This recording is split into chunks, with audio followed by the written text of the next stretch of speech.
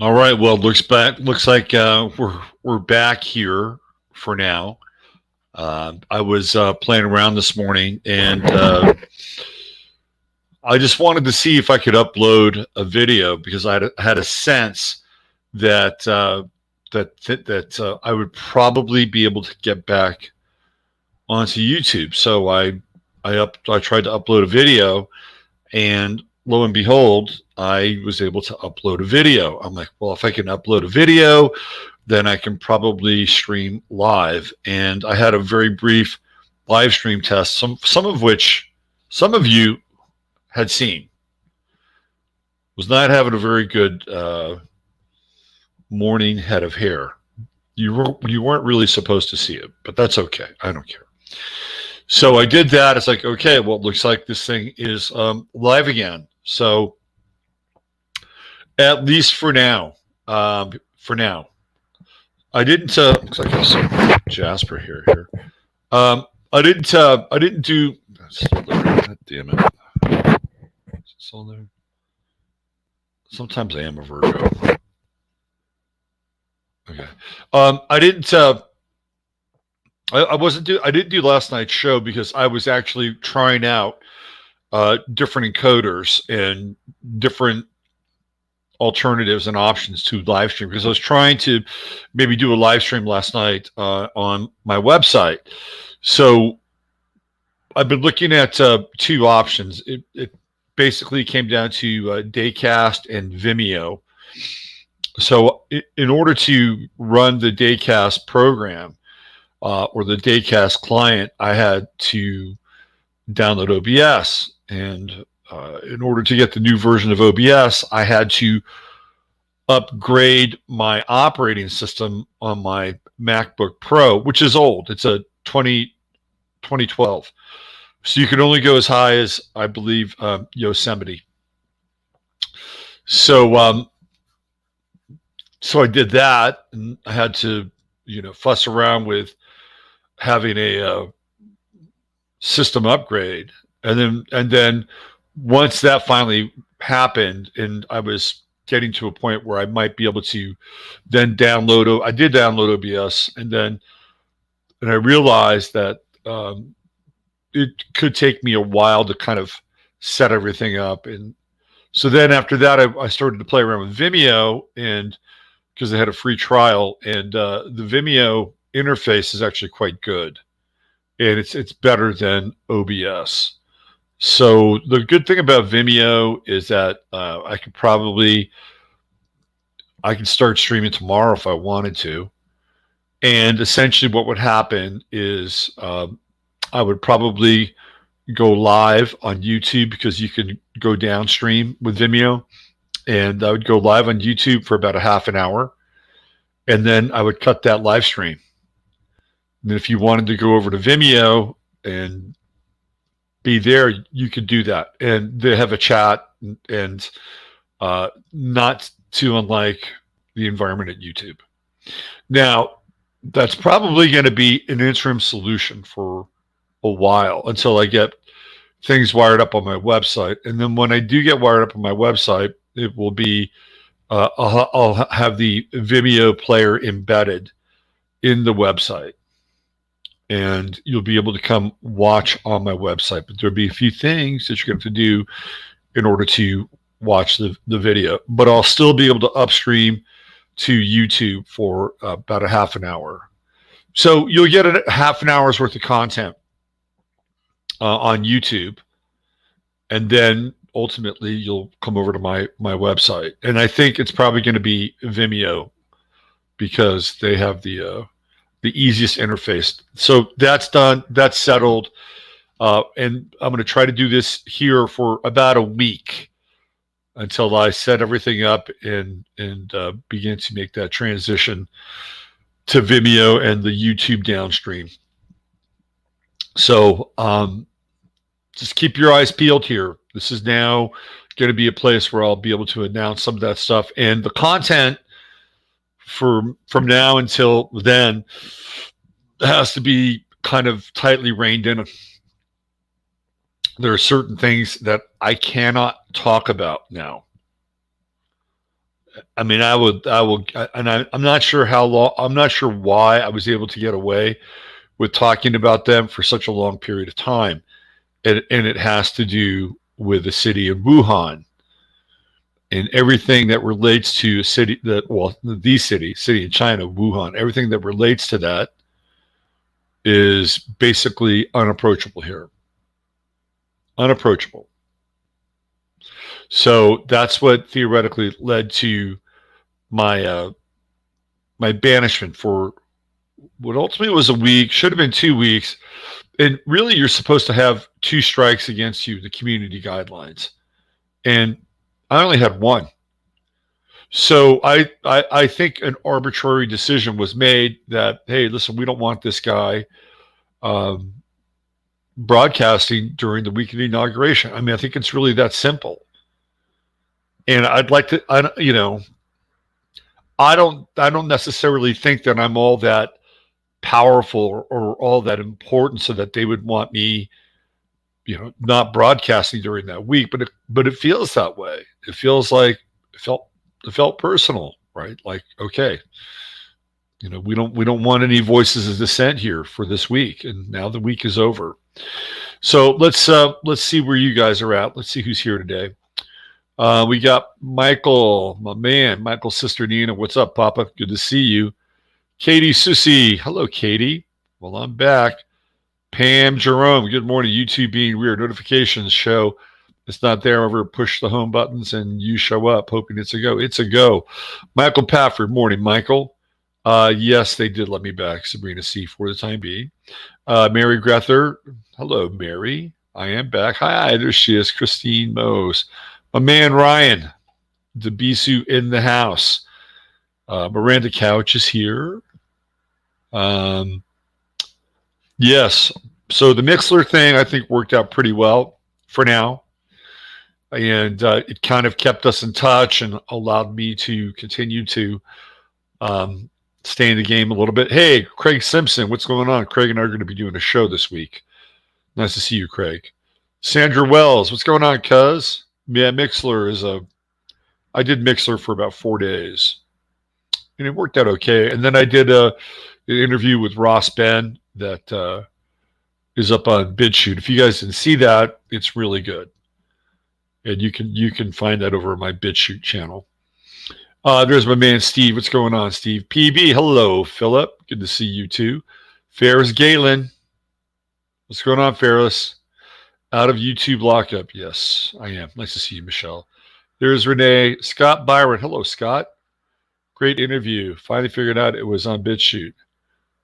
Robert brought out RB's personal side, not evident in other interviews I've seen with him. Well, that's interesting. I like that guy. He reminded me of people that I used to hang out with in the Bay Area. Like I remember I used to live in Berkeley in the East Bay, and I used to go to Michael Franti concerts, and I mean, it was so but he's like a notch above some of those folks as well. Let's see, who do we have? Tessa, what's going on, Tessa? You got some snow there today? I heard it was snowing in Malibu. Gucci the Goats is here. There she is, the lovely and talented Jonas. That's right. Meowgical Catacorn. I love that name. Let's see. Are you dealing with oh god, yes. That's okay. We got Fifth Wall. What's going on, Kestrel? Sherry. Hey, Sherry, good to see you. It's been a while. Nice to see you, Sherry Lewin. There's Lils. Hello, Lils. There's Z Misty Minor. Mama Misty Minor. Susie, the Sea Dragon. There she is. Beth Berry. The wonderful Beth Berry, by the way. That is Beth Berry. If I could put a star by your name, Beth Berry, I'd do that. VV in the house. Lisa Marie, Jane and Austin. All right. Robert's interview with Ben. Yes, it was good. Jay, I did a show with Jay on Saturday as well. So if you guys didn't see that one over on Reality Check, I thought that was a really good show. And I talked more about the Ross Ben interview. Let's see, who else do we have here? Who else? Jennifer Rubin. It should be under Robert Phoenix. BitChute's search is really weird. It is a really, really weird search. Let me see if I can just put the link in here. Let me just do that so you guys know where it's at. I think BitChute search is terrible, actually. And as a site, it is, it takes absolutely forever to upload stuff on BitChute. So this is my channel right here. And I've got a few things up, but you can definitely check out the Ross Bennett interview, which is going to be right here. Welcome back, Cotter. That's funny. There you go. Oh, Steve's right there. Steve, you're the man. Let's see. Debisu's in the house. Justice Moody. BitChute search was terrible search. Absolutely terrible. They don't. I guess they don't use Google as their default search engine. I'm not a simulation. Not to my knowledge. Lived in Bay Area, Evangeline G, Bay Area between 98 and 2005. Alameda start, then all over. I lived all over the Bay Area. I went to high school in the South Bay. I lived on the peninsula when I was growing up, basically from kindergarten through the third grade. Came back to the peninsula after I graduated from high school. Lived in San Mateo County. I lived out on the coast. I lived in La Honda. I lived in San Gregorio. I lived in Moss Beach. I lived in Montera. Lived in Millbrae again. I lived in Berkeley. I lived in Oakland. I lived in Point Richmond. I had a little period of time in San Geronimo. So I've lived all over the Bay Area. And I love the Bay Area. It's a fantastic place. So to me, it's one it was what I called home, even though I've never really ever felt like any place is home. So, but that's what it felt like for the most part. Leon Louise, what's going on, Leon? Let's see, new movement, hollow out YouTube. We're getting there. These things take time. Let's see, who else do we have here? Taffy Polensky. It's 1. Oh my God. 1. Jeff Atkins. Nice to see you, Jeff. Welcome. Fub77, Nancy L. They really advertise your show of the 17th despite your absence. Interesting. Jen S. Hello, Jen S. Genesis. Let's see. Who else we have? PKL. Ralph Winter. Hello, Ralph. Tondar. Going all Leo King with you know who and you know what and the needle thing. Oh. Yeah. A very strange week. Very, very strange week. Johnny says it's funny because I'm from California and I forget sometimes. And I speak freely only to find out that one of the best friends can't wait for this vax he gets next week. Hey, Cribbies are here. Tina Zern. Hello, Tina. Carrie Rose. Patience. You ain't going nowhere. Well, I will be moving things around a bit. That part is true. That is true. I think everybody's present accounted for. Oh, there's Christy. What's going on, Christy? You were a little depressed I was a little depressed without me too, to be honest with you. This thing is as much of a therapeutic experience for me as it might be for you. So we're in it together. Allison is human. There's Snake Jones and Amanda Palmander. I think we have a quorum. I think we have reached a quorum. I live now in 2021. Good. I'm glad you live now in 2021 because that's the place to be. Hey, Equicentric is here. Orinda was a beautiful area. Your Your comment is right underneath Mr. Orinda. Your comment is right underneath Mr. Orinda. My man, Michael knows all about Orinda. All right, why don't we? Kevin is here. Looks like COVID is going away. It's a miracle. Well, we're going to talk about. Well, I'm not sure how much I can actually really go there at this point. I will say this: that miraculously, the WHO has now decided to turn down the PCR cycles. That's a fact. I'm not saying anything that's not untrue. They've decided to turn down the PCR cycles, and when that happens, what's going to happen? You're going to see less positive tests. And there's a lot going on across the planet that is not being broadcast, and it's pretty significant. And it's, if you are into order, real order, not fake bullshit, new world order. What is this? Oh, let me just take care of you. Yeah. Berserk Master. Sometimes it's good to be able to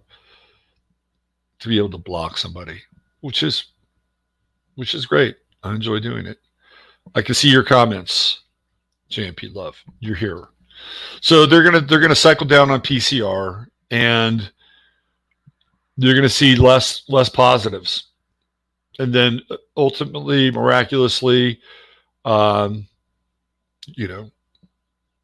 will be the hero. We're going to talk about Joe Biden a lot today. Hey, Ashanti Edwards, nice to see you. So let's do the old invocation here and set the stage and jump into today's show. Dear blessed and holy Mother, Father God of the great central sun within the universe light, which is the light of Yeshua, Sananda, Emmanuel, and all the great avatars whose lives have been dedicated to the manifestation of the Most High. We give thanks, and may only the highest, best information, wisdom, intelligence, and truth come through this channel. We also affirm and decree that we have the ability to influence our reality in a way that is congruent with our higher purpose and our higher will. And as so doing, we activate and catalyze God's will in us and through us, and that we become a divine manifestation of everything that we can be and are and will be. If there is any karmic residue, let it be cleansed, purified, clarified, and removed from the stream. Okay, let's get going. There's a lot to cover. A lot to cover. So I had this moment yesterday morning. I woke up with the thought. The thought was, they're going to blow up the White House. That was my thought. I was like, right when I woke up, that was my thought. They're going to blow up the White House. And they're going to blame it on white nationalists or a QAnon follower, or some some bullshit. And let me tell you why that thought came to my head. I just done a show with Jay on Saturday, and I was talking about. We were both talking about this thing that's going on, which isn't even real. We're seeing a level of surreality and simulation that I don't think we've ever really seen before. I mean, if you're paying attention, there's so many weird incongruities, which Jay and I, again, we talked about. And then I didn't even ask myself, I just, my subconscious was grinding this thing. And by the way, when I did the show with Jay, I was not, my energy on Saturday was really fucked up. Like, I woke up on Saturday and I just could not get it together. I was so just drained. And Maybe it was the cedar. I don't know, but I couldn't get it together on Saturday. So by the time I did the show with Jay, which was 1 o'clock my time, I was still kind of struggling energetically. And I talked to a few other people who were having kind of a difficult time on Saturday. And yesterday was a little bit better, but Saturday was I was like walking through, quicksand with ankle weights on. It was not great. Anyway, I thought a lot about this idea of the simulation and what's really going on here, right? What's really going on? And then it just popped into my head. It's like, okay, I woke up with it. It's like they're gonna blow the White House, and there's okay. So there are a couple different like currents that go along with this. Number one, let's just list them right from the top. Number one, if you want to do a color revolution and you want to eradicate the history of a country, if you want to eradicate that, you want to eradicate a system, i.e., democracy. And we're going to get into the democracy thing versus the republic thing, and I'll try to pull some of that apart. Then you are going to not only just remove the statues that are associated with that so-called system, you'll eradicate the place where people relate that system to be a part of. You can't have it. You cannot have the White House. You cannot have the Capitol and the Rotunda. Like, those are the ultimate symbols of the system. And if you're having a revolution or a color revolution, they need to go. They need to go because it's part of the demoralization process. Now, let's play Gemini here. We're going to play a little Gemini game. There is and seems to be a lot of talk that now this is where the goalposts are being moved now too. Now we're into and some of this, by the way, is true.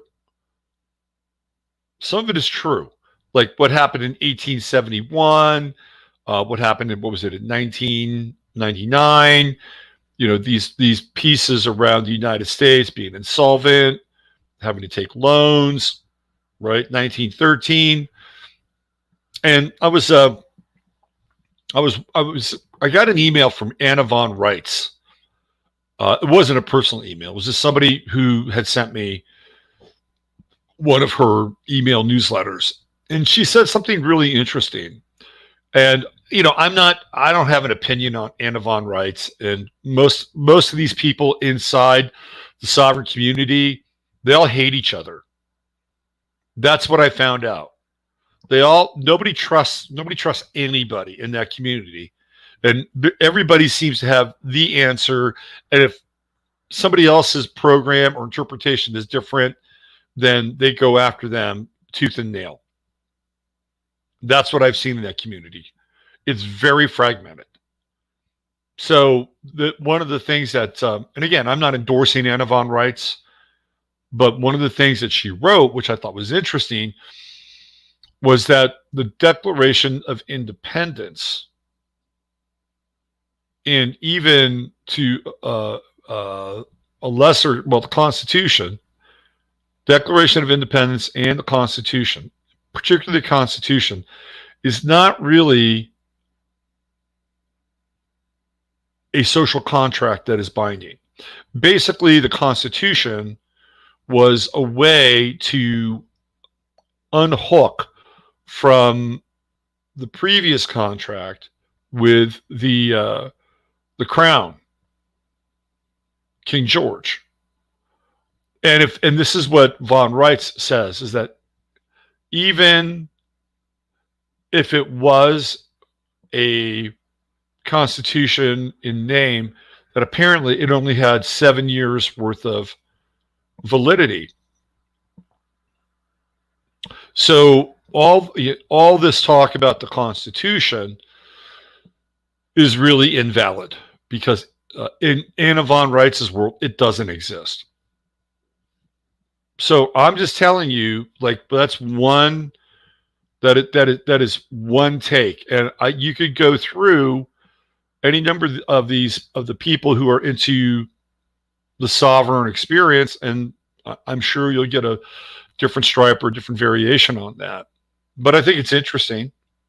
Now, the narrative now is that we are no longer a corporation, that we are a republic, and Donald Trump is the first president of the republic, and he's actually running the country from Mar-a-Lago, and that Biden has been arrested, and and there's all these. Again, we're kind of into Q territory now, and what's interesting about this chapter is the fact that there's so many irregularities around what's taken place. Okay, number one, Biden was sworn in before Trump's term was over, 11:41 a.m. Number two, he showed up in D.C. on a private plane. Trump, on the other hand, leaves D.C. on Air Force One. Now, apparently, the thing that Kamala Harris did with the swearing on the Bible, apparently that's been done before. And I don't know the exact circumstances where it's been done, but it's been done before. But there's all kinds of strange incongruities. The fact that during the inauguration, Joe Biden has she changes shoes 3 different times. So there's all this strange shit that's going on. And you can hear Biden saying, "What am I signing?" underneath his breath. Salute the Marines.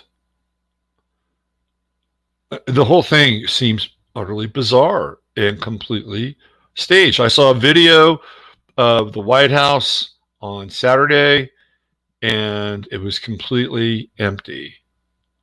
There was no signs of life. By the way, I'm going to show you a video of supposedly what happened last night. I'm going to try to break this thing down. It's really weird. It's very weird. It feels like, again, it feels like they're shooting a movie. It feels like they're shooting a movie. And the Washington Monument went black last night, and the White House went black. Like there's like really, when I say black, just dark. So there's something very strange energetically going on in Washington, D.C. Very, very strange. And why don't I see if I can cue up that video? It's let me see if I can. I got to find it on my desktop. Give me a moment here.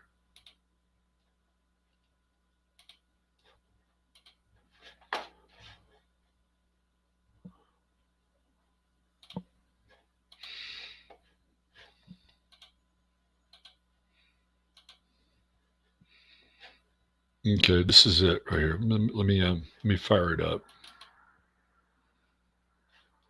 All right, so there's no audio with this. I don't know who's taking it or recording it, but let's have a look here. I mean, I'll share audio anyway, but there is no audio for it. Now, this came through. So this is supposedly what, at 3:41 a.m. Now, I want you guys to pay attention and check this thing out. Here we go. Now, keep in mind, here's the White House. Look what's going on here. We've got floodlights. The lights are on here, but apparently later on, or earlier in the night they were not on. We have a light on here, and we have lights here, but this looks exactly like they're filming or documenting something. Now notice the black SUVs, and keep your eye on what happens here. Here we go. I'm going to make this bigger. Let's just watch this. Now we do see somebody coming out here. Now, is that Jill Biden? This guy looks like he's got a gun. Now, did you see that? Now that was really weird. Let's go back and look at this thing. And you notice how they pull back on this from this angle. Now watch. This looks like they're shooting a fucking movie. Okay, here we go. All right. And then does this guy look like he has a gun? That's what it looks like to me. It looks like he's leading these people out. You see how he comes out? And now they pull back. Okay, so now let's just keep an eye on some of the action. The lights here just completely bleach out the White House, so we can't see anything. And look at all this. They built this thing. It was just for the inauguration, and they're using it now. This thing is lit up as bright as the White House. Now keep your eye on what's going to happen down in this area, because you're going to see a ton of vehicles. Now people are being let out here. It was interesting how all of a sudden it pulled back. Now it's pulling back even further, because you're going to start to see the emergency vehicles, or looks like cops in SUVs, and they're going to start to come in from this part of the screen, right over here. Here they come, right? You see some vehicles pulling out over here, right there.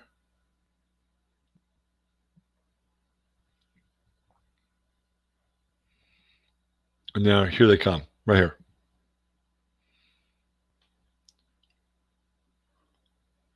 Now, so were they there already? Right? Were they there already? Are they coming in from another direction? Looks like they're coming around, and they've got all these emergency lights on. Okay. So what the hell is going on here? This is a massive motorcade. And this is all recent. But again, it feels incredibly staged.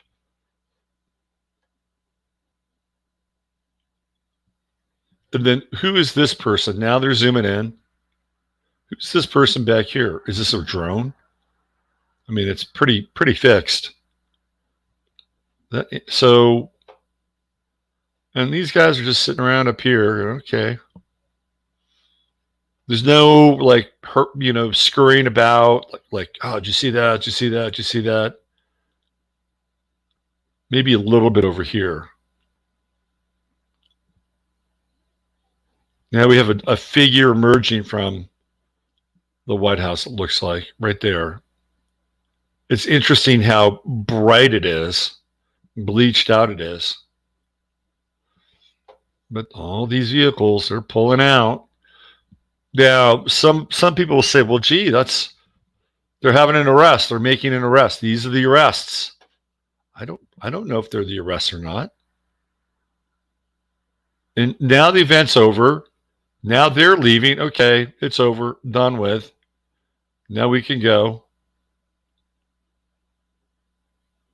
This all happened about 3:40 a.m. at the White House. Lights still not up here.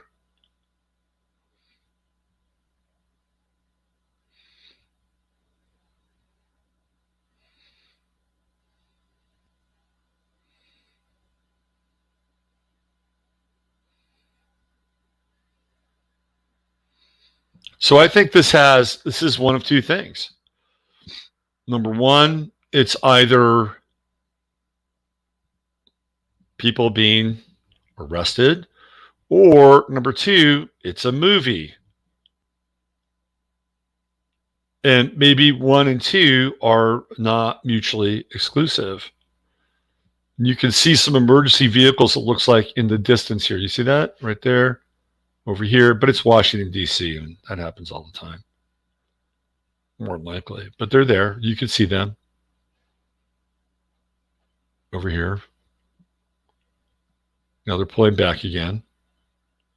There they are, right? These are the vehicles that were already here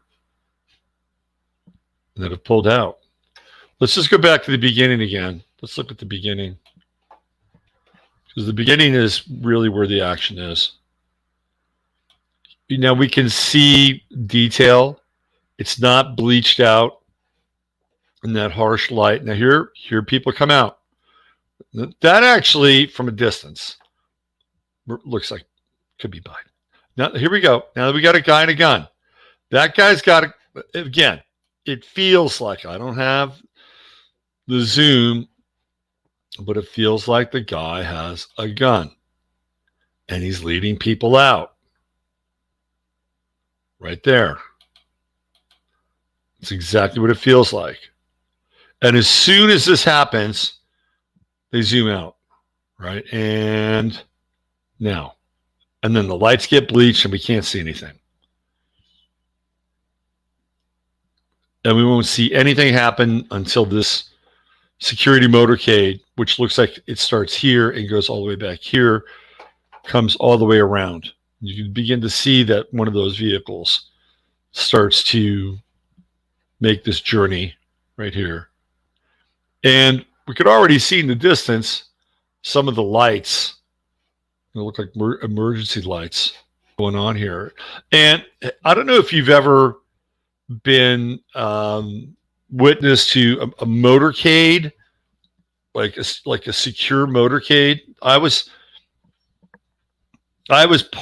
part of one, but I witnessed one, and it was back in 2000. And what was that? 7? I think it was 2007. And I was in Sacramento, and Laura Bush was in Sacramento. They must have had, I don't know, 100 cars escorting her on the freeway out of Sacramento. And you had to wait and wait and wait. And, you know, these things are, when they do stuff like this, when they move supposedly important people around, it's a very sophisticated and coordinated movement. So these are already in place, right? And this is what they do. They put vehicles already in place so that by the time you get here, they're already doing what they need to do traffic-wise.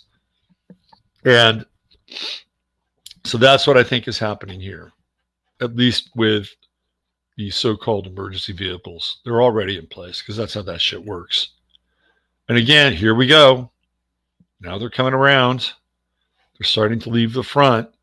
But again, I'm just going to play it one more time. I think the moment that's, to me, the most interesting is right here.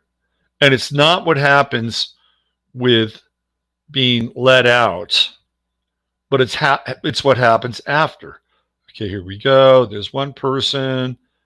Then we have, you know, there's somebody here, right, coming into the screen, right there. And then we have this guy. So now we have this person, and this person, and they're all converging. They're all converging. And this, again, I can't verify this, but it feels like the guy has a gun.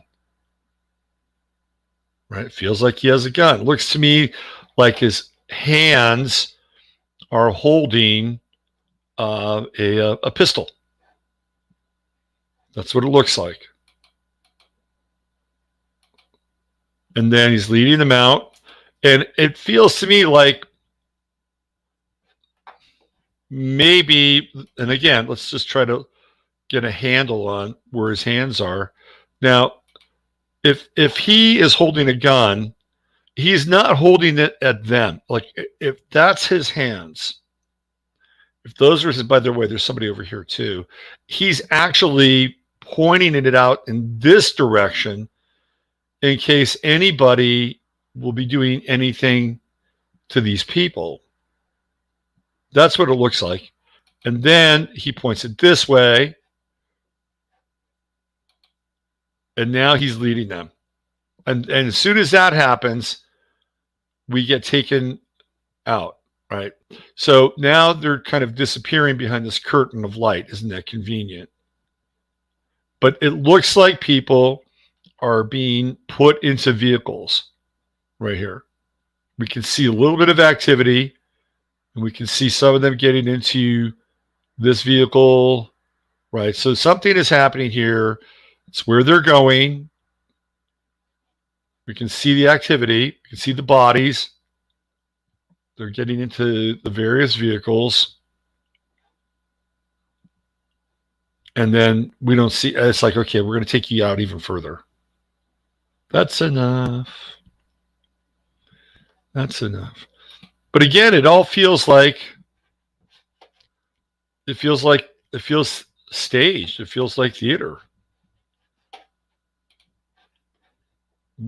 What do you guys think? Link, now, I downloaded it from, I downloaded it today from a Dropbox. There is no link. It's just you. It's on my desktop. I'm guessing Chinese diplomats heading home. Could be. I don't have a link. Sorry. It was a Dropbox file. And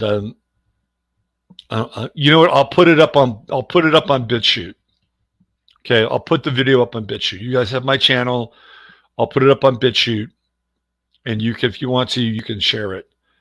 So I'll do that. Okay, I'll do that. Hey, it's Uncle Glenn. What did Laurel Jubin say? Looks like there's a guy on the left of the first pillar. Yes, I'd agree, Mark. Tanya Lynn had a dream of a bomb going off in D.C. So one of the things that I was thinking is if Biden isn't there, or they're doing everything from a soundstage, then what's going on in the White House? And my first thought was that they're probably wiring it, that they're wiring it for controlled demolition. That was my first thought. Let's see. What else do we have here? Yes. I feel like I can't trust anything I see. I think, well, that's important. They want you to not trust anything you see. What building is across from the White House entrance? They built that. I think they built that platform for the inauguration.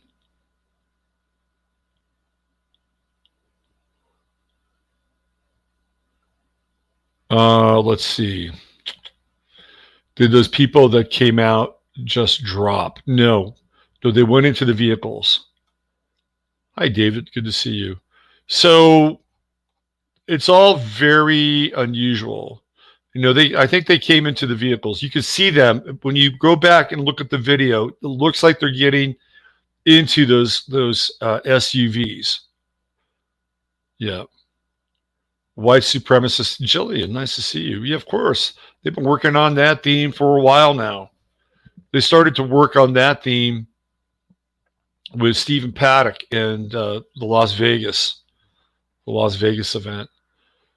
What about Kamala putting something on the so-called Bible? Well, I talked about that. Apparently, she's not the only one that's done that. Apparently, other people have done it.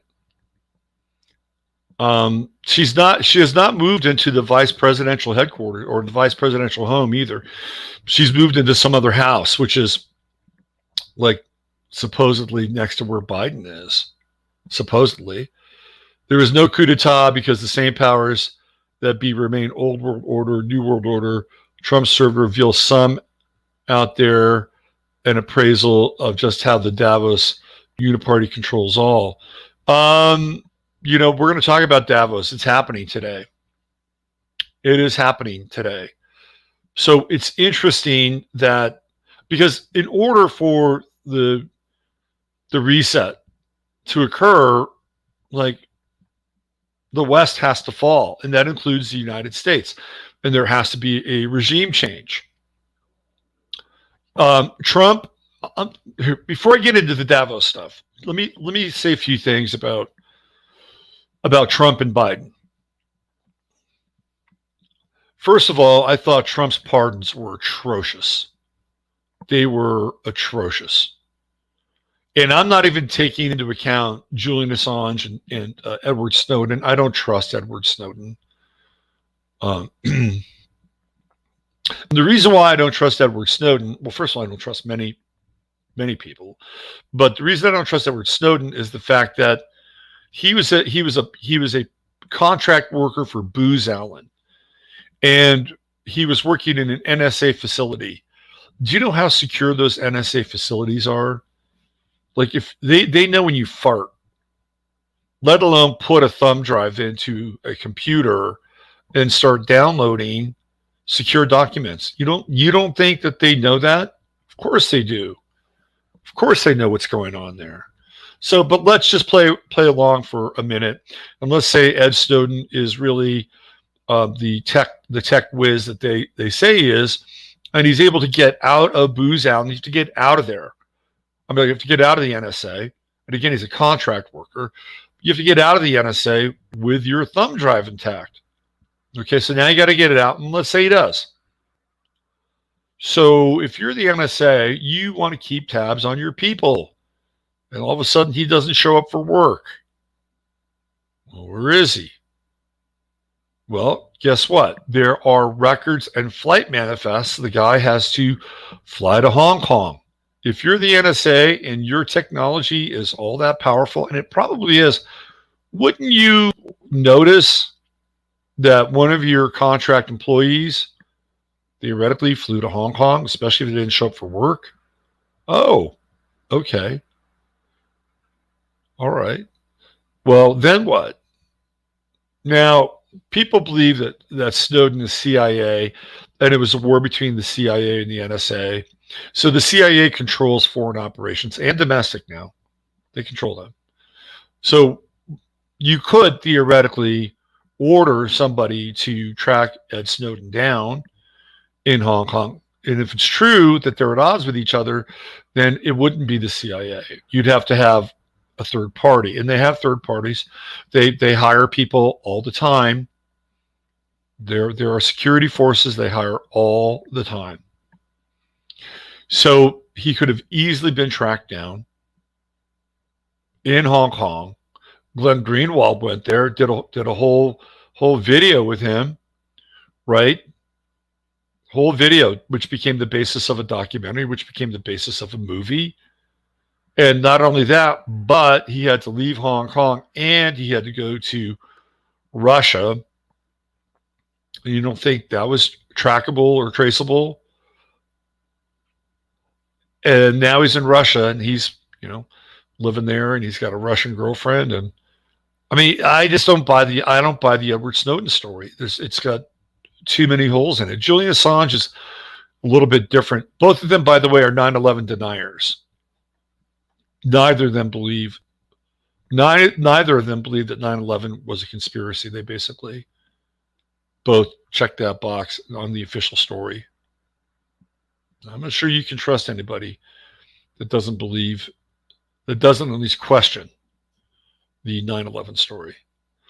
So Assange is a bit different, I think. And he created WikiLeaks, which I always felt was like a limited hang, and they were going to use it to bring things through, some of which could be damaging to people when they wanted it to be damaging. Could Trump, for the sake of optics, pardon Julian Assange? Yeah, sure, absolutely. It would have been a good thing. I really don't give a shit about Ed Snowden. But for the sake of optics, because the optics around some of his other pardons are horrible. Absolutely horrible. They're deplorable.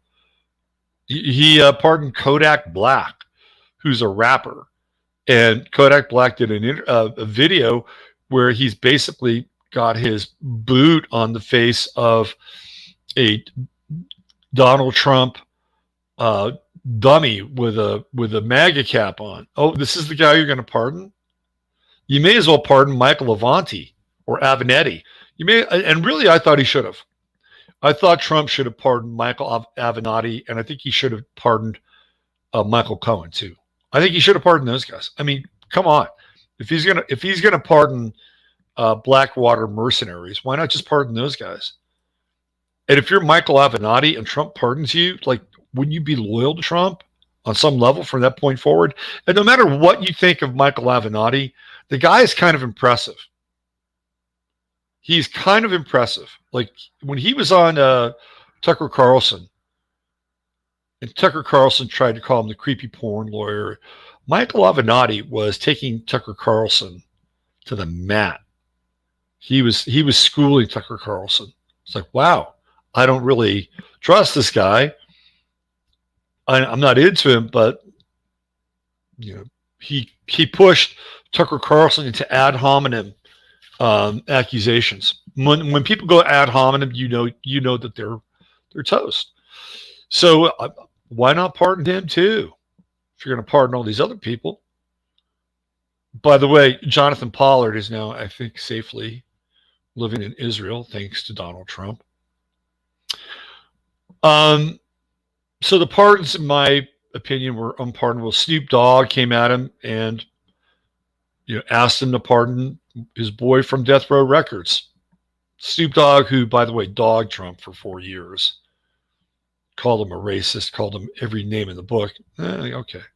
So I was having a conversation with somebody yesterday, and I began to wonder about, for the first time, I began to wonder about Trump's personality. And not that he is a puppet, although it feels like he's played a very useful role in a lot of ways. But the fact that because he's such a kind of hardcore, hardwired Gemini, Sun conjunct Uranus, conjunct the true node, opposite that eclipse moon in Sagittarius, that I began to think about Trump as being a split personality, because obviously that's sort of the astrological profile of Gemini, but this is even more so. And one of the things that we don't know about is we don't know about Trump's, really, we have pictures or we have glimpses of Trump's upbringing with his father, Fred, what happened with his brother, and would it be out of the realm of possibility that Trump had some trauma-based mind control situations in his life? And I would say the answer to that is probably yes. Because he has Pluto in the 12th house, and people that have Pluto in the 12th house harbor something very dark and something that makes them want to overachieve on some level. Like in a lot of ways, it Pluto in the 12th house motivates an individual to cover up the things that are haunting them and driving them. And I've said this before, there are examples of people that Pluto in the 12th house that I've talked about. Muhammad Ali has Pluto in the 12th house. Tom Brady has Pluto in the 12th house. Katy Perry has Pluto in the 12th. And they're all very successful, or were. So was Trump at some point subjected to some form of programming in mind control? And who was really calling the shots in the White House? I'll give you a hint. It's the guy who had his true node in Leo conjunct Trump's Pluto. And his initials are JK, Jared Kushner. And the reason I'm bringing this up is because it feels like In a very extreme way, Trump is two different people. In a very extreme way.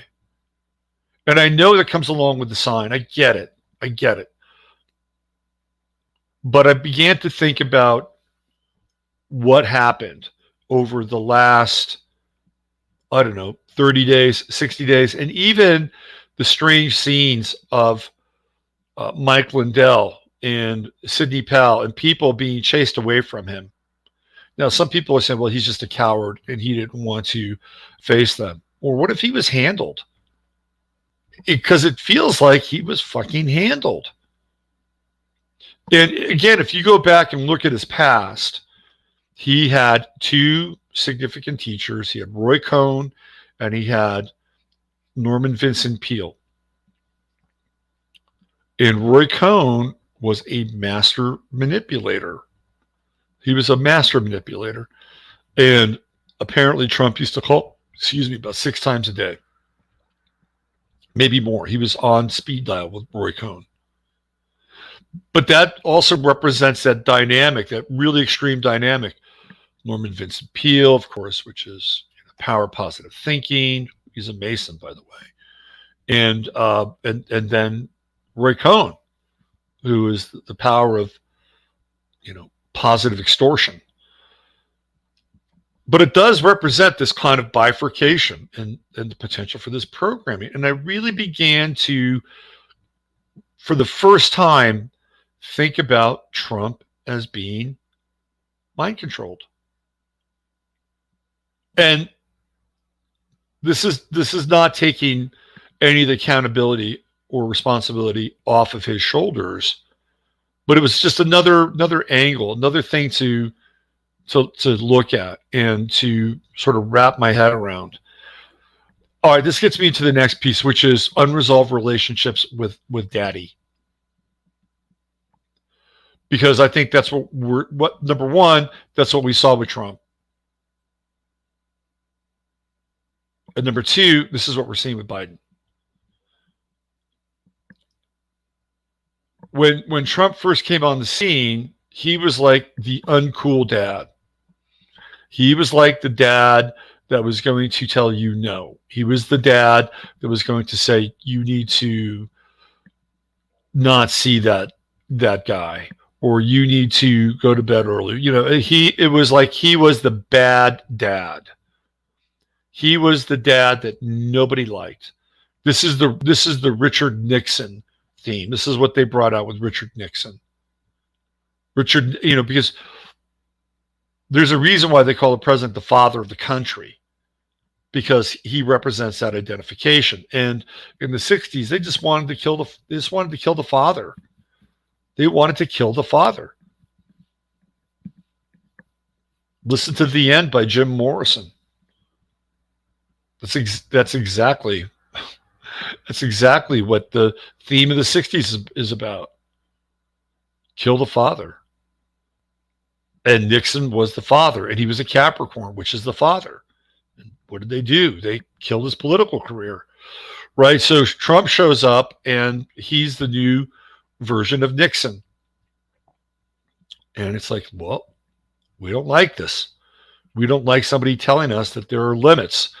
We don't like this person. We don't, this is the bad dad. This is the cruel dad. This is the mean dad. This is the stepdad that my mom married, and I didn't like him.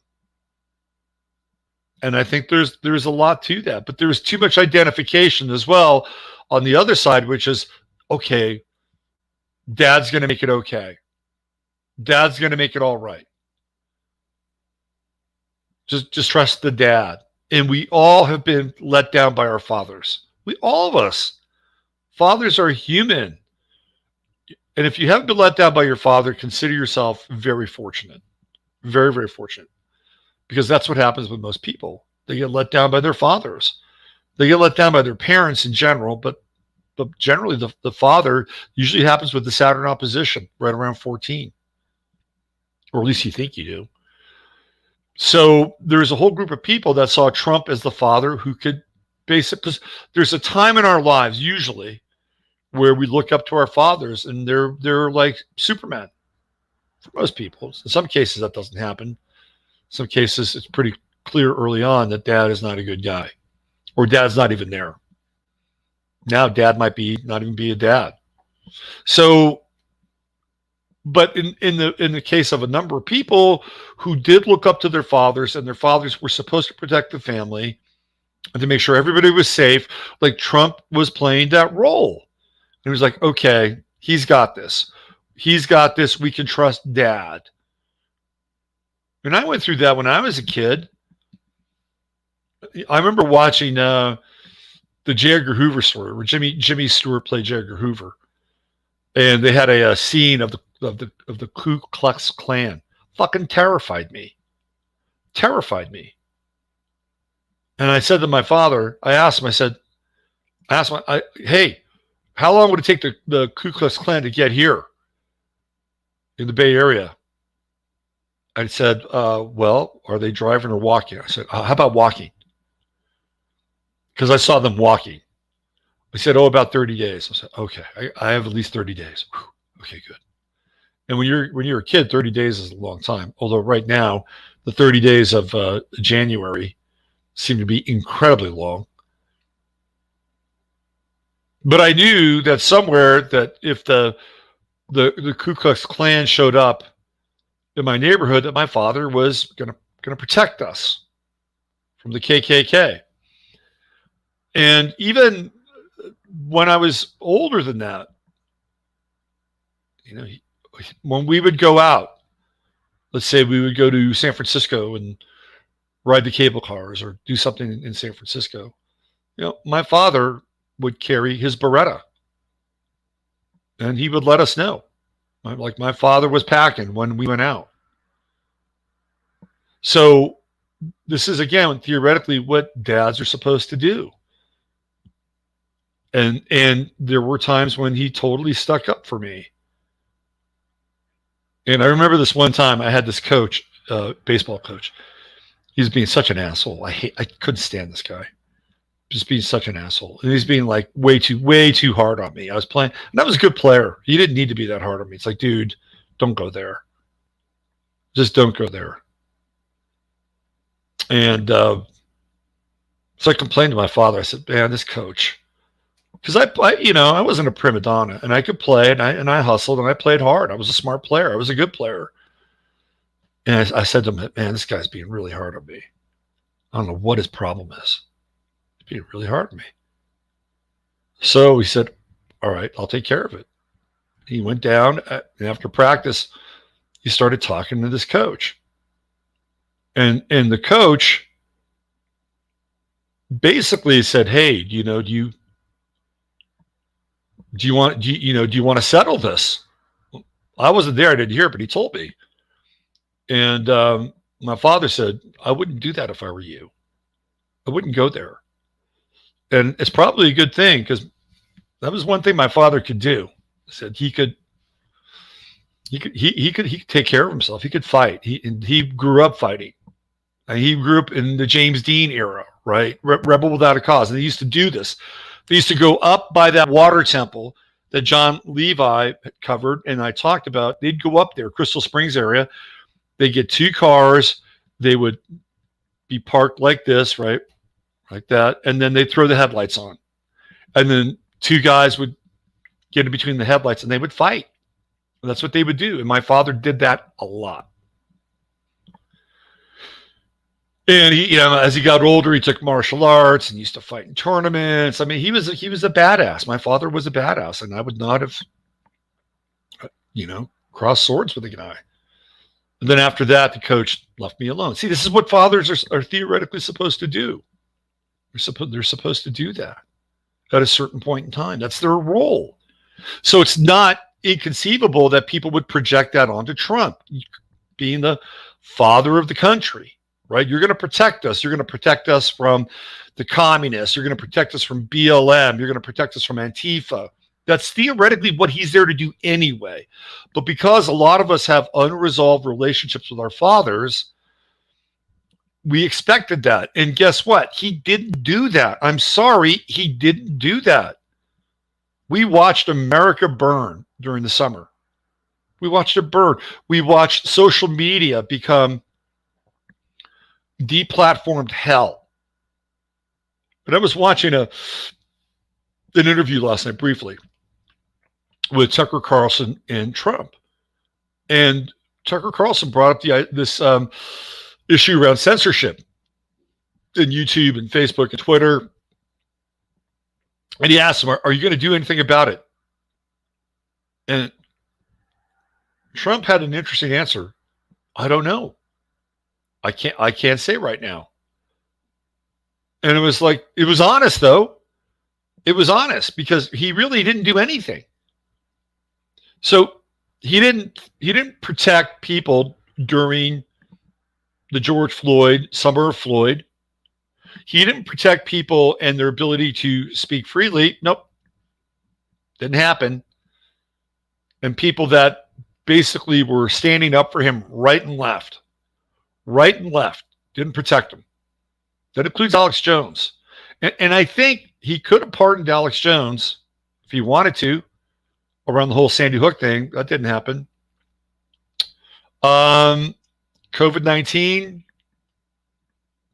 failure, not in the way that Joe Biden and the left want to claim he's a failure. No, he failed in the fact that he didn't, put a lid on this thing within the first 30 days. So we saw that during these crises, he was not there. He was not there to protect people. It wasn't happening. I'm sorry. It wasn't happening. And yet people stood by him, and they're still standing by him, by the way. Just like you stand by a father who's deeply flawed, because that's what sometimes kids do. Is it a bad thing? No. I guess your blood relation, as long as he's not abusing you, there's something to be said for loyalty, actually. But again, who are you really being loyal to? So I think this is the biggest crisis that people are facing with Trump, is that their father let them down. Their father didn't protect the family. Their father didn't go down to the baseball field and talk with the asshole coach, or their father didn't, pack a Beretta when you went out in San Francisco and rode the cable cars. Didn't do it. Didn't do it. And even in the moment when on January 6th, when people needed to be protected, even that didn't happen. And was that moment hijacked from him? I mean, when you watch Alex Jones, by the way, to me, that is Alex Jones's Waterloo. That event is his Waterloo. Because he's there, he's got the bullhorn, he cannot control the crowd. It's out of control. He realizes he stepped into a big pile of cow shit.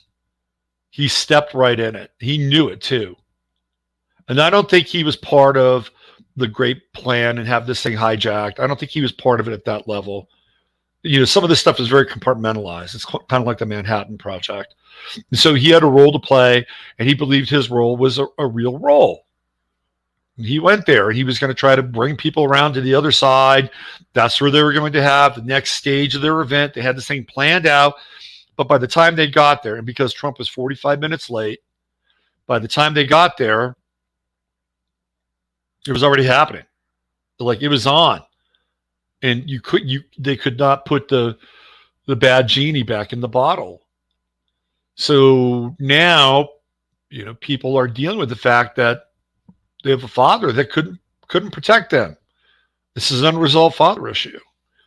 Now let's look at Biden. Biden, on the other hand, is the good dad. Holy Christ. And I use the word Christ here because if you haven't seen the cover of Jacobin, have you guys seen the cover of Jacobin? I'll show you. Jacobin magazine, which is a full-on commie rag. And I'll show you the Jacobin cover with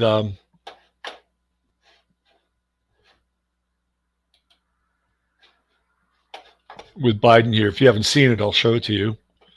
And this is good. Now Biden is the good dad. He's the good dad. He's going to make everything okay. He's going to make everything safe. It's sort of like Trump was the stepdad, didn't like him. He was mean, but guess what? Mom got back together with old dad. But let's look at this cover. There it is. You see it? Let's just break this down a little bit. So this is what they're doing to Joe Biden. They are sanctifying Joe Biden. Here we have, that's obviously Chuck Schumer. That's Nancy Pelosi. They're angels. They have wings. They're on one knee. This is Tony Fauci. I don't know who this is. That's obviously Fauci. These people up here, they're all saint-like. These are the cherubim, Clinton, Obama, Clinton. And now we have drones. Not even human. They have drones. Here we have people who are reading White Fragility. That's what that book is. And here we have the press who are on his side. Twitter's on his side. The Bluebird of Happiness. And then down here where the plebes are, they're all wearing masks except for her. But does she only have one boob? What is going on there? That's very odd. But everybody else, they're looking up and they're wearing their masks. Looks like she's not wearing a mask. They're wearing masks. So everybody below, underneath his feet, this is Pisces, by the way, they're all masked up except for her. Now he's the good dad. Now he's the good. They're sanctifying Joe Biden. They're creating a mythology with Joe Biden. Now he's the good guy. This is the good guy. It makes me want to fucking puke, to be honest. To be frank, it makes me want to puke because he's anything but a good guy. He's never been a good guy. But that's the aura they're creating now. And you have people saying, "Oh God." Let me see if I can find that quote. See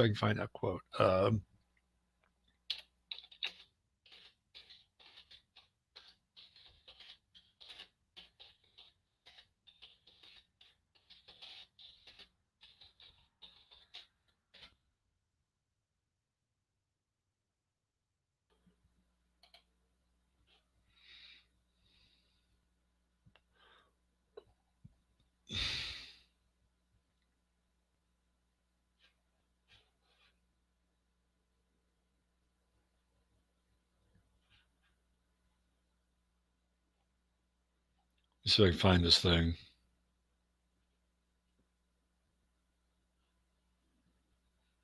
Here we go.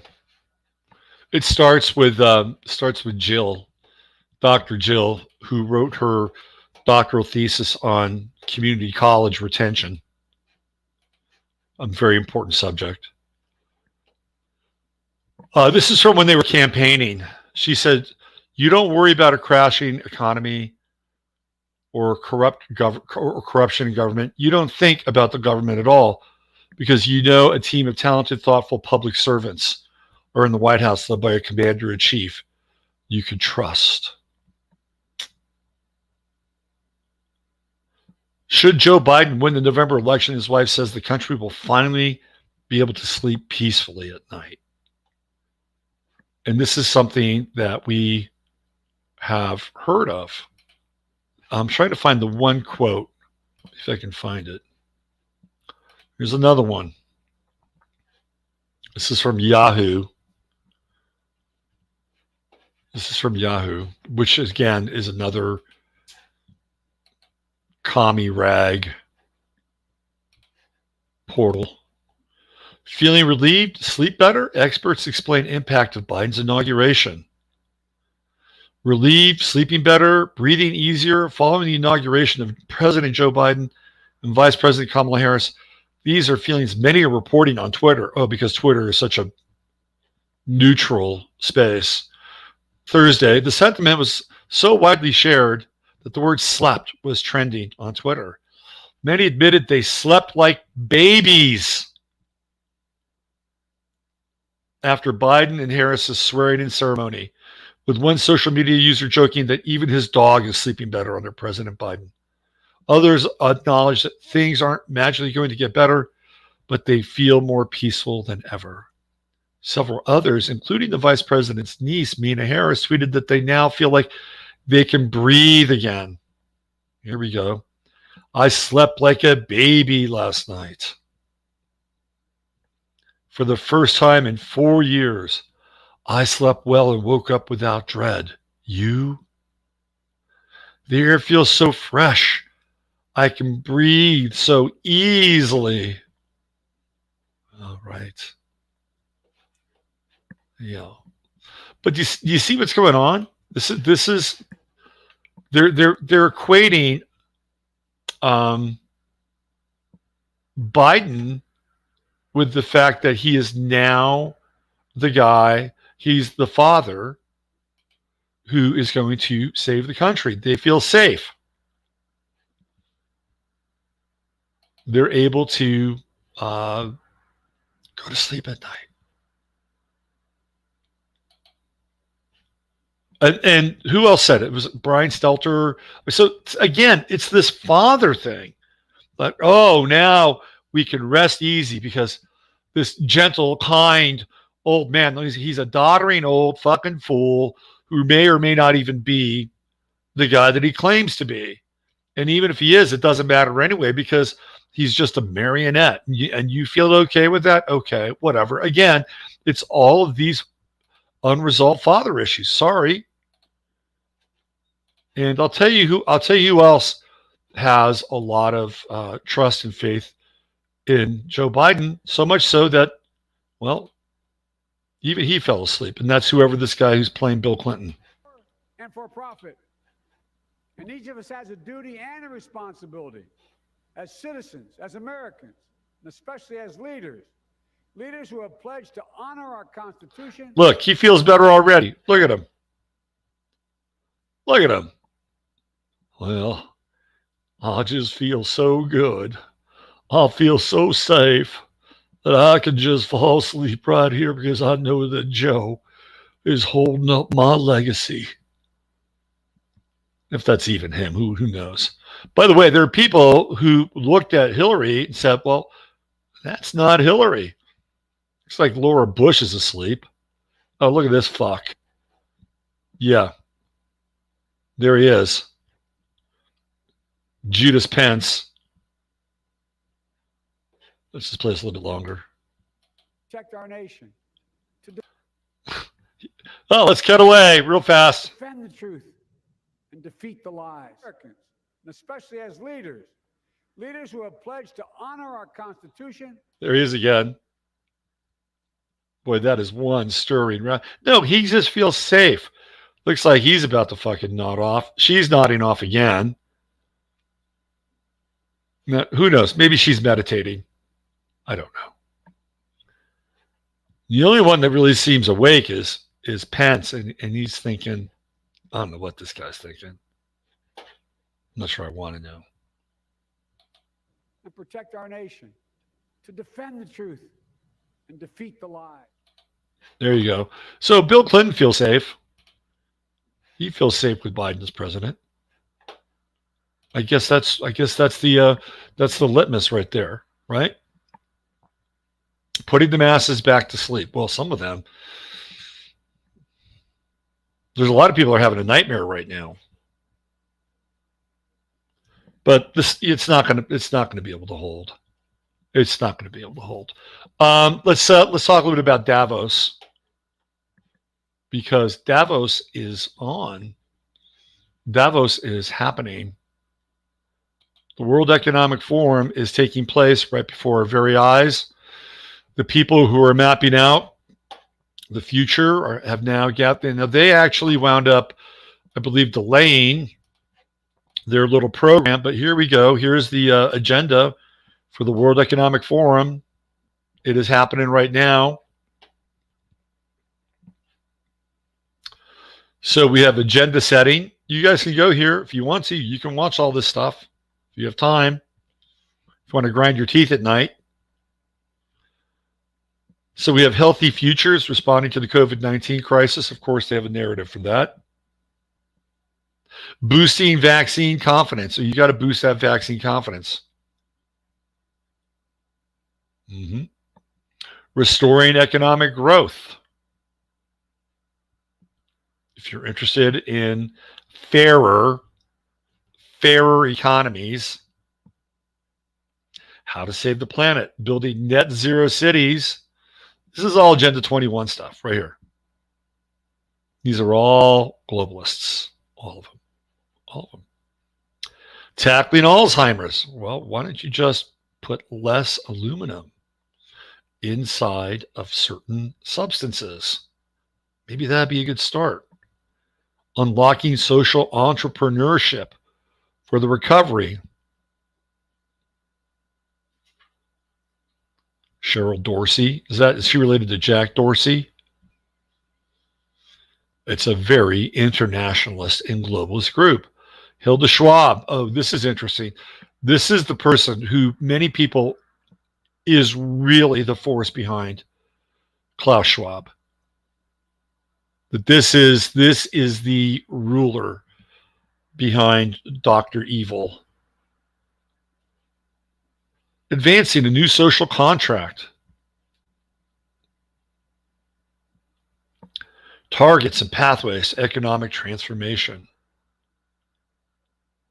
It's interesting. This guy, Ray Dalio, just showed up and was talking about yesterday that there's a civil war that is approaching the United States. I think he's ex-military. Why is he on this panel?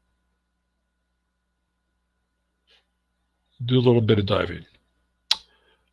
Society and future of work, placing gender parity at the heart of the recovery. Oh, I see. Mm-hmm. Building crisis-resistant healthcare systems. So they've already used this COVID thing as the platform for their new form of non-governance. It has nothing to do with governance. It has everything to do with systems. Let's see. What do we have here? Oh, we have Xi Jinping, agenda setting. I believe that's already happened. Let's see. The Davos Agenda 2021. It's right there. Hildy Schwab, Klaus Schwab. Maybe I'll look at some of these tonight and break some of this stuff down tomorrow. Reimagining education. Oh, yes. They've got to, you mean reimagining programming. Here we have another building net zero cities, option 2. All these are available for you to witness. Just make sure you haven't had lunch before you started watching them. Oh, here we go. Responding to the COVID-19 crisis, option 2. Oh, there's our good friend, Tony Fauci. Then we have healthy futures. Tackling Alzheimer's. Again, Alzheimer's seems to be a big theme. Gee, I wonder why. Here we go. Placing gender parity at the heart of the recovery. Option 2. Delivering the reskilling revolution. Basically saying, hey, we got to figure out what the fuck people are going to do.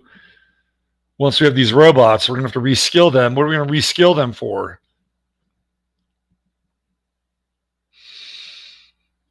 Surveillance. Stakeholder capitalism. This is one you can't watch this. Angelique Kidjo. This is the one thing that I found interesting. Angelique Kidjo is from Benin, and she's a musician. I actually have interviewed Angelique Kidjo in person back when I was doing my music journalism thing. I liked her. She was super cool. Well, it looks like she's been drafted to help sell stakeholder capitalism, building the future. And then we have pursuing happiness and meaning in a post-COVID world. restoring economic growth. Look at all these delivering social justice in the new economy. Now, I think there are two Carolyn Caseys. I know there's one who's the astrologer. I don't think this is her, though, although maybe it might be. I actually met Carolyn Casey, the astrologer. I liked her. She did a thing with Stephen Kent and the sort of transmission crew one night in California. I liked her. I thought she was cool. She's a Libra, by the way. I used to listen to her program on, what was it, KPFA. She did a weekly show from Washington, D.C. on astrology. I liked her. I learned some things from her, actually. Some good stuff. I don't agree with her, but I still learned some things. Let's see, Special Dress by Antonio Guterres. So this is what they've got right here. This is all happening now. It is all happening now. Resetting digital currencies. That basically means, hey, look, we want in on this. We want to run it, and we don't want it to be independent or autonomous. Oh. Society and Future of Work. It's a press conference tackling the inequality virus. Oh, okay. So now we've got not just a virus, but an inequality virus. There you go. There's their agenda. Some of these things you could already watch. It's happening. But how does the world really feel about what's happening? Well, why don't we take a little trip to Holland? Why don't we do that? Let's see how they're doing in Holland with this terrible, terrible crisis.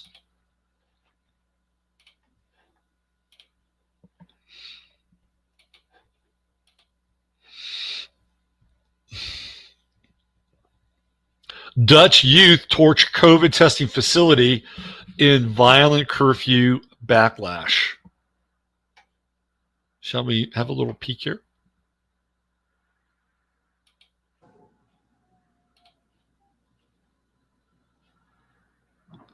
There we go. They're throwing rocks at the old paddy wagon. Picks up a rock. There we go. David and Goliath right there. Good arms. Good arms. You got to be able to follow through a little bit more. Oh, nice. That was a good. That guy could pitch. So there's one little snippet. Whoops. Let me get back here. My apologies. I hit the wrong button.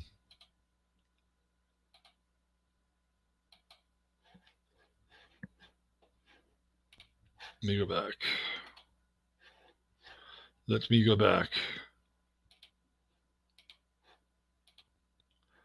Let's see. Now we've got this. This is in Eindhoven.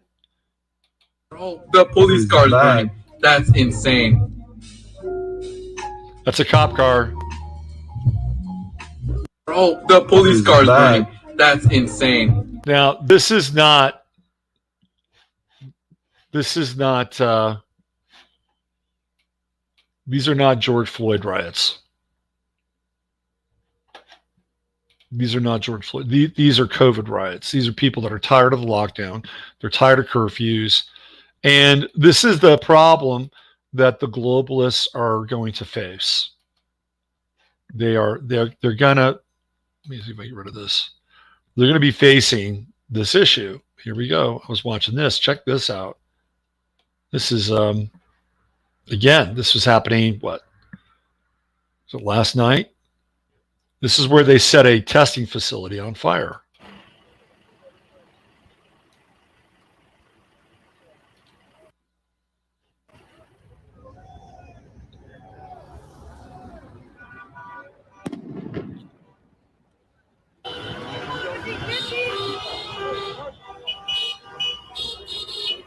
Getting a little nationalistic here.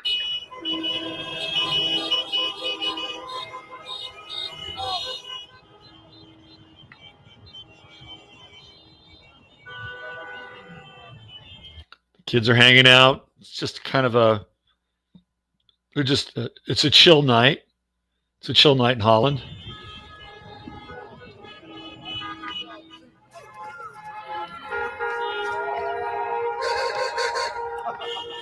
It's a lot like the Trump parades, isn't it?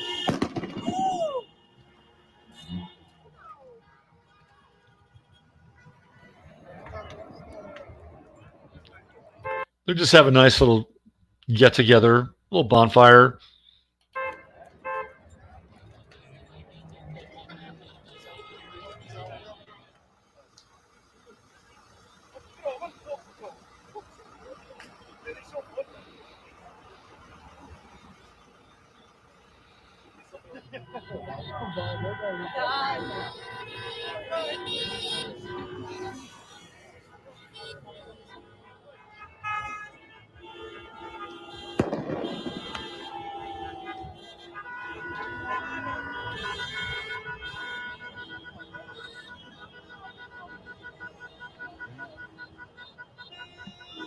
By the way, this is after curfew.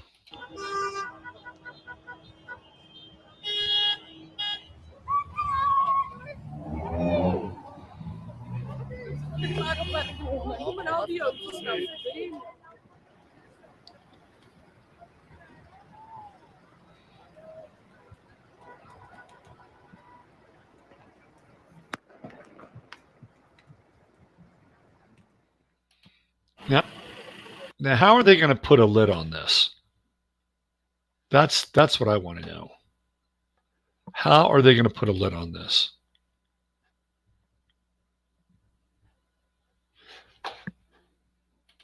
So this is really in stark contrast to what's going on in Davos. By the way, there's a scene where they're actually really clashing hard with cops, really hard. It's a stark contrast to what's happening in Davos. In Davos, they want to over civilize us, right? I mean, we have these techno lords that want to over civilize us, that they want to control and modify behavior to such an extent that they're going to piggyback on a crisis and use that as a trampoline for their springboard to not just a new platform, but a whole new paradigm, a global cultural reset that is based on all those little subsets. Oh, look who's back. All those little subsets that I talked about. And what you see in the streets of Eindhoven in Holland are people who are more primordial, right? They're having more of a primal response to their experience. It's immediate, right? And this is really the clash that's going on right now. It is this conflict between these superimposed systems and something more natural, more primal, more instinctual, more human than this other model that they want to superimpose and clamp down on top of us. That, by the way, was Jupiter and Aquarius. You saw a Jupiter and Aquarian moment. That's what was going on. That's what was happening. People were gathering together. They were in the spirit of rebellion, expanding. And then in Davos, what do you have? You've got Saturn in Aquarius. Top down, right? Systems, order, management, control from equity-based outcomes, stakeholder economies, using COVID-19 as an opportunity to build back better or build better back, whatever they're fucking calling it. These are two. This is really the conflict. These are the two pieces that are trying to resolve themselves now.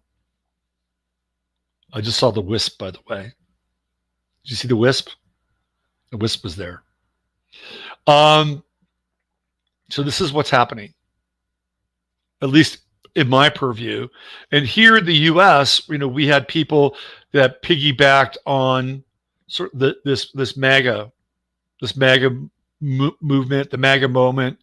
And why did they do that? Well, it's because in some ways, was a distillation and a reflection of the thing that I think Trump did best, which was he was off the cuff.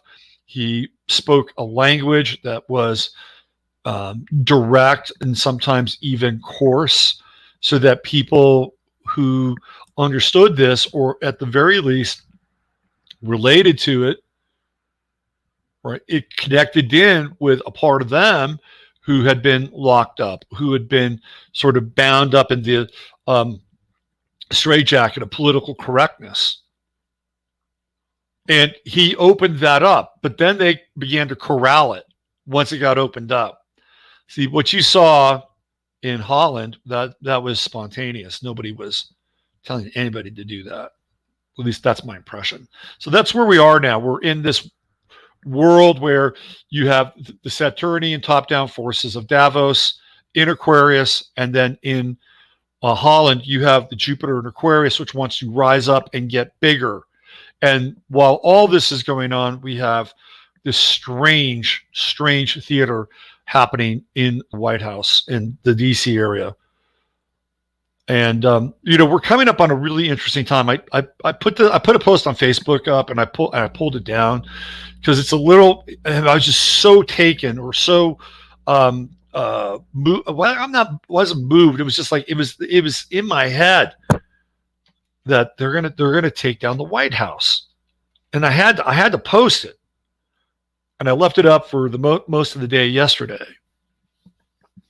But we're coming up on February 6th. And February 6th is a really interesting day for a number of reasons.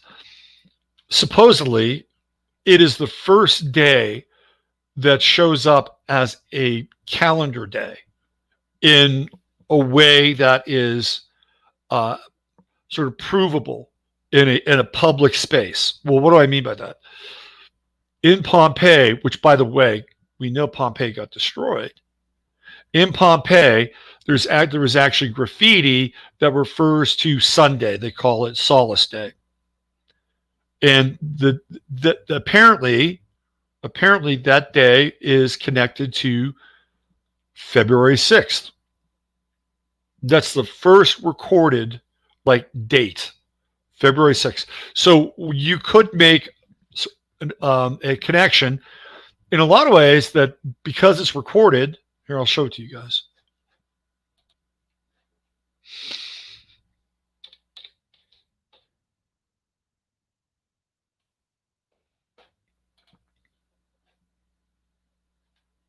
Here, I'll show it to you.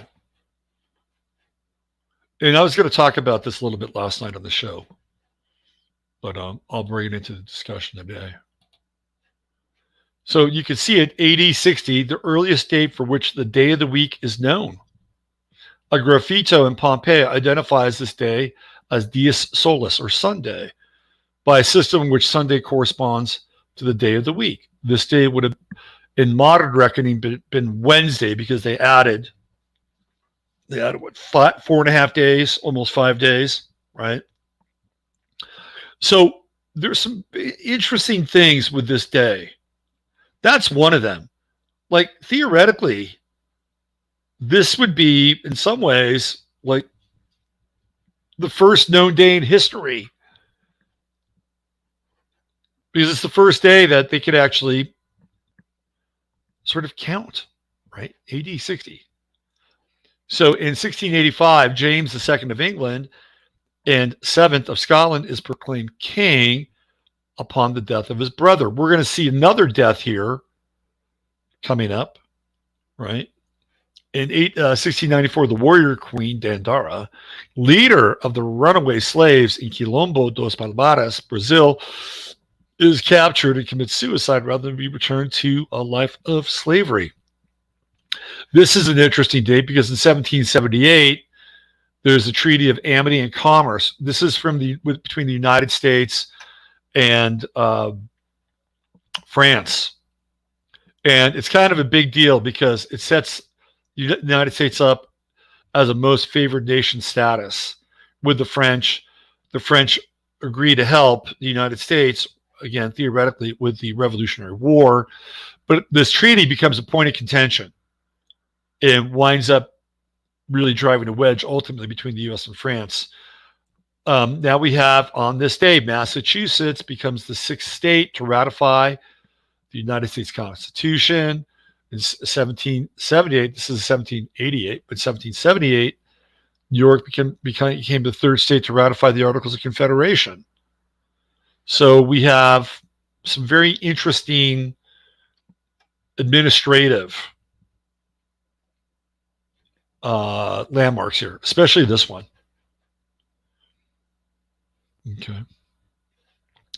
Also, the first 86 African American migrants sponsored by the American Colonization Society depart New York to start a settlement in present-day Liberia. So there's something about this day that's new.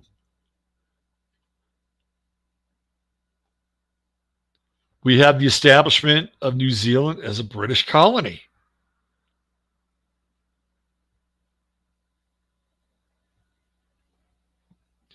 We have a peace treaty that takes place between the United States and guess what? Spain. Spanish-American War, 1899.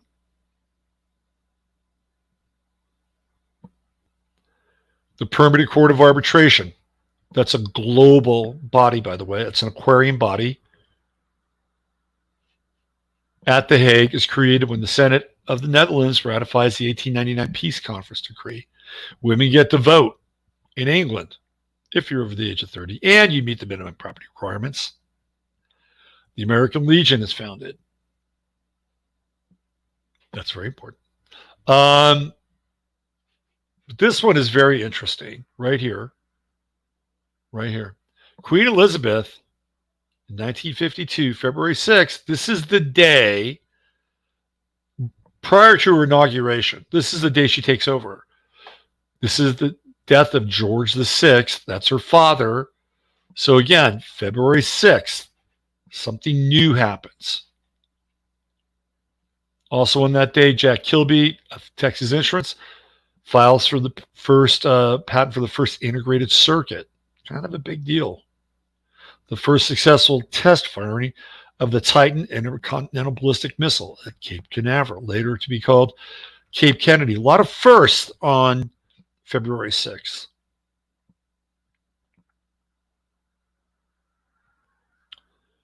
The other thing that is interesting about February 6th is that it is the birthday of Adam Weishaupt, who is theoretically the founder of the Illuminati, the Bavarian Illuminati, which is right here, 1748. Adam Weishaupt. I have his chart, by the way. Born on the same day as Aaron Burr, different year. Interesting, huh? So this is the birthday of Adam Weishaupt. And it's also theoretically the very first recorded calendrical day. Now, if you go back to 1962, it's also Axl Rose's birthday. And that's that massive stellium in Aquarius that is often referred to as the Antichrist chart. On February 6th, we're going to see a massive alignment of planets in the sign of Aquarius again. It's going to be the most planets in Aquarius since, I believe, 1997, when they had another major stellium in Aquarius that took place. I was actually at a rave in a church on that day in San Francisco because people were very into this thing, right? So I went, and I think it was in the Mission District. So we're in a very interesting time, obviously. And what I want to say before I get out of here today is I don't want you to throw in the towel, and please do not succumb to demoralization. Please don't do it. Don't do it. I'm also advocating that you don't smoke the hopium. That's because that's a whole other kind of angle. So now you've got to figure out a way in which you can stay present and stay in the game and be somebody who is accountable and vital. And it's an everyday event.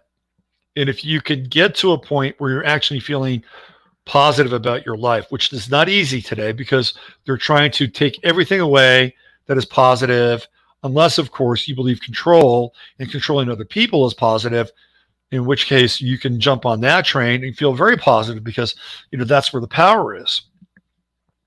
But if you get to a point where you're positive about your life to the best of your ability, whatever that is, you're a leg up.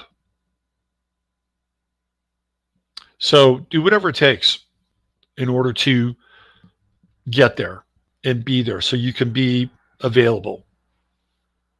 And I just want to say thank you to everybody who's been patient as we've gone through this last week and being on Mixler and because I was doing everything in my power to, stay in the game myself. And last week was hard. It was a difficult week, I have to say. It was not an easy week. But here we are. We're back again. And I'm going to be making a transition to the Vimeo platform, live streaming on Vimeo, but I will be here for a half an hour. And that's just to connect with people, right? And then after that, you can be on Vimeo. I don't care. If you can start there from the beginning. And then there's going to be another layer of that transition where it will eventually migrate to my website. So we're going to do this in stages. And that's how it's going to work. Okay. February 6th is the day of treaty as per history. There you go. The day of treaty, because it seems like there's a lot of treaties that take place on February 6th, right? Good catch. All right. Well, from myself and Jasper, do you have anything you want to say to anybody? He's really looking for the Cardinals on Cardinal TV. Jasper, do you have anything you want to say to your fans? Huh? Anything you want to say? Oh, he's just going to give you the stink eye. Hey, so stumbled across this channel before I go. I stumbled across this channel. If you want a little bit of a good vibe, I'm gonna recommend a YouTube channel to you. Just spend maybe 3 episodes watching this channel, and it will give you some hope for the human race. Okay, let me find it first.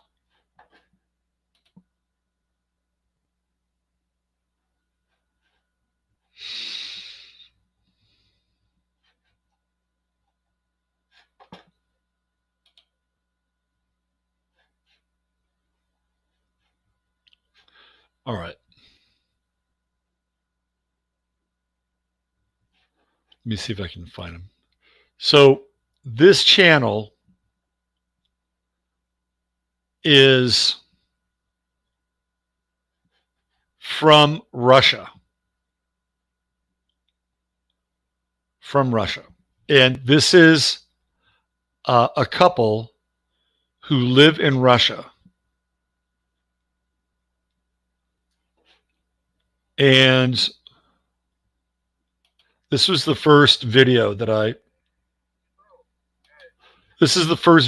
saw of them. Okay. Let me get the YouTube channel first so I can give you guys the URL. All right. So this is the name of the channel is Dan Shikos. And who knows? Maybe some of you have found this channel. I don't know. Here, let me put this in here, and I'll do a screen share. Maybe I'll just play a little bit of it here. So this is a couple, and they live in the Caucasus Mountains, and they have this love affair with the United States. And speaking English. Okay. Now I've fallen in love with this couple. And I'm going to play you a little bit of one of their videos. And I'm subscribed to their channel now. And I love this dude. They're both great. All right, so let me play a little bit here. Here we go.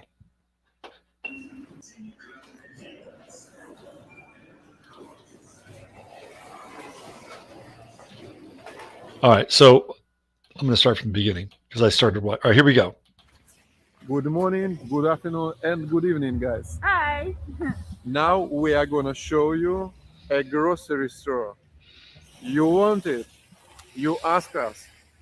Please then show us a grocery store. Now we are going to do this. This is the grocery store. We have four. It's a hypermarket. It's a hypermarket. We, we have four types of hypermarkets here: small, middle, big, and huge. This is the small hypermarket. Let's go and check it out. Writing «Добро пожаловать». Welcome. Welcome in English. Добро пожаловать.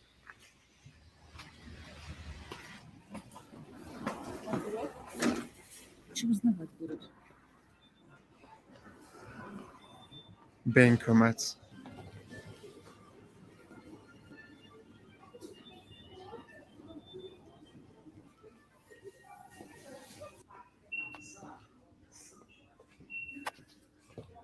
That will need us soon. Our future. Okay. She's pregnant. Now we are in the start of this hypermarket, and this is a department of child food.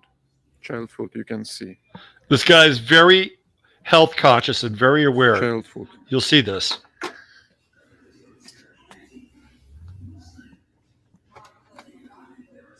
Hey, baby. Transport here. I buy a car. Okay. Now you can see toys. A lot of toys. Socks. It's toys and some school stuff. School stuff here. Pens. You can see pens.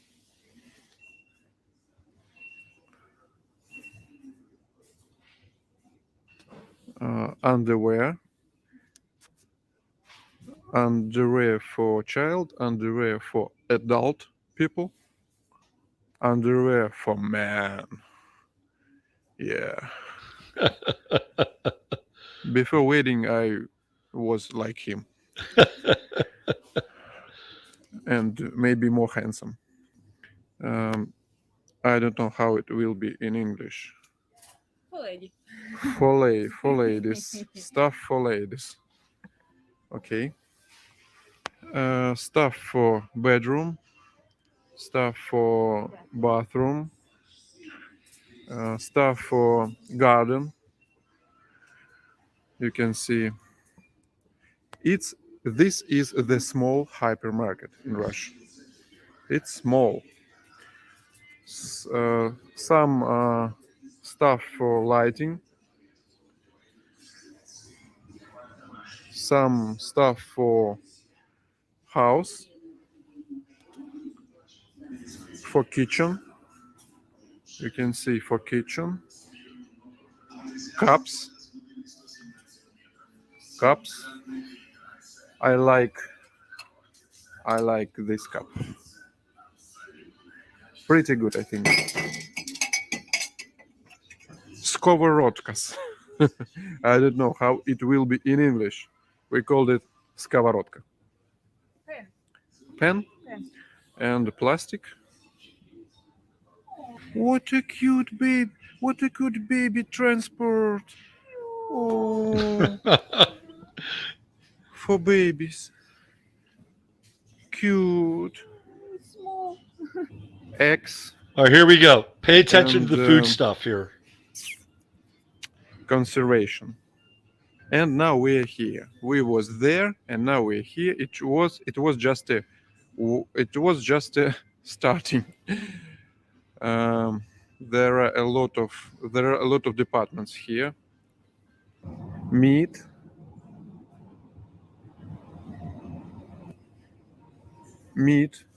chicken, a lot of chicken. For example, one this costs $1.50 US. Now we are going to fruit and vegetables. Banana, $1 less. Orange, $1 less. Lemon, $1. It's a GMO production. Eat and die. It's tomatoes. It's not an organic food. It's GMO food. If you wanna to buy organic food, you must go to another places. Uh, for example, we are we are going to we was going to usually we go to markets to buy organic food. Cucumber, $2 1 kilo, less $1 for kilo. Susie want to buy Pekin Cabbage. Pekin cabbage for salad. We buy here some things. In this hypermarket, there are 1% of natural food. That's we buy, and 99% of poison, chemical, thank you, food here, and 1% is natural. That is situation in Russian hypermarkets. You can see apples. Some of them grow in Russia, some of them import. The price is one. So the reason I love these people, and that was the video that I started to watch them, is because they're unsullied, they're innocent, like they have an energy and a vibe about them that is not cynical. They hope to try. I mean, just spend a few moments watching some of their videos, and their care for each other is quite touching. And there's one video where he actually goes through and let me get rid of this. He goes through and let me go back to their channel. He built his own house. He built his own house. It took him 10 years to build his own house. And this is the video where he gets into it, and he takes you essentially around his house. And again, this is in the Caucasus area of Russia. And I'll just play you just a little tiny clip because I love these people. They're fantastic. I'll just give you. So this is prior to. Hi guys. This is prior to them finding out they're pregnant. Now he's going to show you around his house here. You asked me to show my new house, what I was building for 10 years, maybe more. And maybe you're interested in money, in prices, how much it costs for Russian people to build his own house. And I'm gonna tell you all about it. This is my house, 2 floors, and I was building it for 10 years. Now I'm gonna show you. Let's go with me.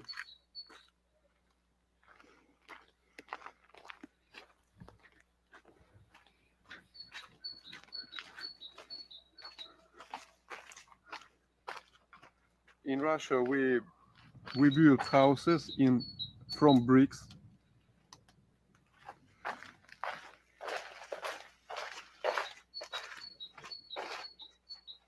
This is main door.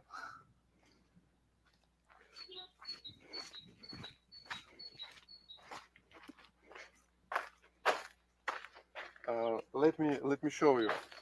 Our house is built from cement block. First cement block. After it, insulation, like this insulation, and pressed bricks. This is the wall of our house. You know? Okay. And pause. Yes. About prices. Walls, roof, septic tank, canalization in Russia. So Canalization. he's talking about his septic tank now, and he's going to actually go into his septic tank. So there he I goes. was very good walker. Please give me some food. No. No. Вот ты можешь ставить вон ту вот. This is how it looks. Canalization in Russia. That's how it looks. So he built all this. It took him 10 years to build this thing. And like this is him in his kitchen, and he's going over the price of the appliances and eventually comes up with a figure on the house. But what's really interesting is that he did all the electrical himself, and he taught himself how to do the electrical. It's really interesting. Let me go back here because he's got a whole thing on the electrical stuff. And he watched YouTube videos on the electrical side of things. Maybe it's over here. So, yeah. Okay. So just watch this for a second. Like this. I'm still working here. That's why it looks like that. Then I will finish. It will be looks. Then I will be finished. It will be looks like that. Like that. Or like that.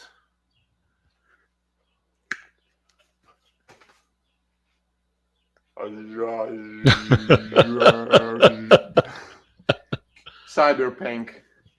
Little cyberpunk. He talks about cyberpunk a lot. And this. So that's his wiring, right? He did all this himself. Wiring, I did it myself. See that? That's how it looks in bathroom. I did it myself. It's not finished. Wiring in second floor. That's how it looks. I am not professional. Just it's very expensive work in Russia. Electrical wiring, and I watched some videos in YouTube, and for 2 months I was learned how I can it made. And electrical wiring, guys, it's not finished yet in this room. These things I did it by myself. These two I did it by myself. And this,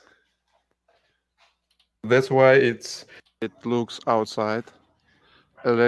Anyway, if you want to like not be depressed, watch some of the videos from these two people. Number one, they're grateful for their lives. Number two, he actually has some very, very cool values.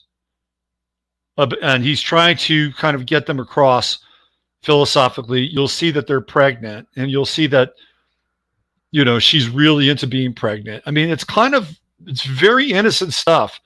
And their goal is to learn English better, and they want to travel. They've got this love affair with New York City, if they only knew. So when I watch that video, to me, that's like Jupiter and Aquarius. And we're part of this network, and we're part of this family. And those are the people that Klaus Schwab and the Fourth Industrial Revolution and the Reset Gang, they want to put the kibosh on people like that. They don't want people basically doing their own electrical stuff. They don't want them building their own houses. They don't even want them owning that land. And yet they're, you know, He's able to learn new skills and grow. Anyway, they're charming. They're absolutely charming. So if you feel like bummed out or depressed, go watch them for a little bit. They're actually they're a fun watch, and he's an interesting guy. Okay, I'm out of here. I'm out of here. All right. Use your head in order to discern what's real. Your heart to say what's possible. I'm Robert Phoenix. Thanks for being here today and being a part of this. And we'll be making the migration here fairly soon. Have yourself a great day. Chin up, all that good stuff. All right. Our time will come. Don't forget it. Bye for now.